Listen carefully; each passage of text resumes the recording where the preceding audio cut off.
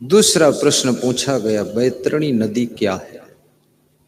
मरने के बाद जिस नदी में डूबने से बचने के लिए लोग गोदान करते हैं, वास्तव में बैतरणी नदी कौन सी है? और यदि वो नदी है तो नदी तो नाव से पार की जाती है, नदी जल जहाज से पार की जा सकती है, स्टीमर से पार की जाती है। बहुत बड़ी नदी है बैतरणी नदी। ये गोदान से कैसे पार होगी? लेकिन गोदान से ही पार होगी। अभी सुनाऊंगा मैं आपको।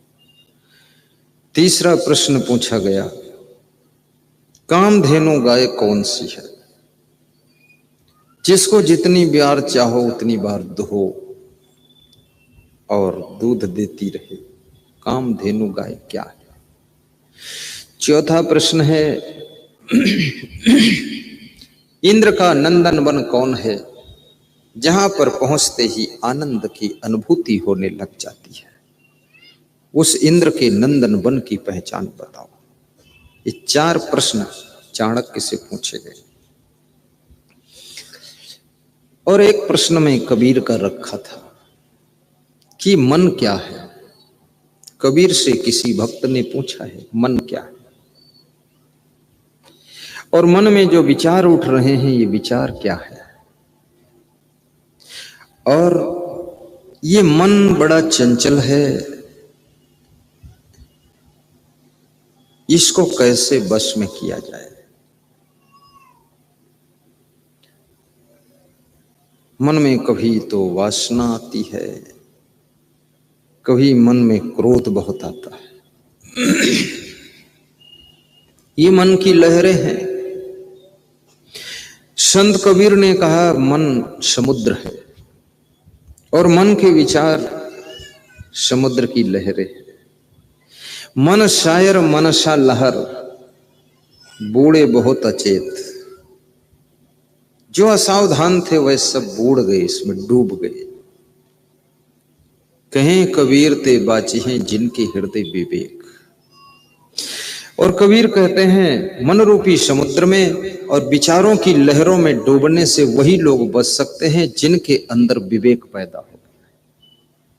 आज आदमी के पास में बुद्धि तो है लेकिन विवेक नहीं है। और विवेक कहां से मिलेगा? बिनु सत्संग विवेक न हो। बिना सत्संग के विवेक नहीं मिलता है। और सत्संग कैसे मिलता है? बड़े भाग्य पाई सत्संगा। जब बड़ा भाग्य होता तभी सत्संग मिलता है। भाग्य उदयन बहु जन्म समर्जितेन सत्संगम चा लभते पुरुषो यदा वै। अज्ञान हेतु कृत मोह मदांधकार नाशम विधाय ही तदुदयते विवेका। जिस सत्संग से विवेक उदय हो जाए तो समझ लेना वही सत्संग है। और बाकी जहां विवेक उदय न हो वो सत्संग नहीं है, वो तो केवल बतसंग हो रहा है। और कितने लोग बैठकर गांजा पीते हैं और कहते हैं हम भी सत्संगी हैं। बोले हमारा भी सत्संग चलता रहता है। अगर गांजा पीना सत्संग है तो कुसंग क्या है फिर? जहां पर समस्त नशा का अंत हो जाता है, व्यसन समाप्त हो जाते हैं, आदतों का समापन होता है, वहां पर समझ लो आपको सत्संग की प्राप्ति हो रही है और विवेक उदय हो रहा है। तभी तुम अंधविश्वास और आदतों के अंधकार से बाहर निकलते चले जा रहे हो। और ये विवेक का जागना बहुत जरूरी है।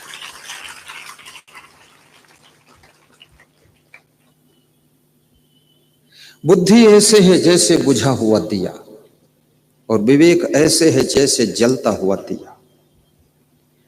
बुझे हुए दीपक को भी दीपक कहते हैं और जलते हुए दीपक को भी दीपक कहते हैं। ये भाषा की भूल है, दोनों को दीपक ही कहा जाता है। लेकिन बुझा हुआ दिया उजाला नहीं देता है, खुद भी अंधेरे में बैठा रहता है और उसके आसपास भी अंधेरा रहता है। पर जलता हुआ दीपक उजाला करता है।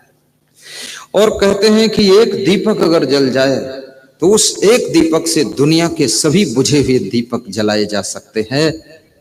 अगर एक भी दीपक नहीं जला है तो फिर दूसरे दीपक भी कैसे जलेंगे। आपके घर में अगर एक व्यक्ति का विवेक जागृत हो गया है तो अन्य लोगों का भी विवेक जागृत होने की पूरी संभावना पैदा हो गई।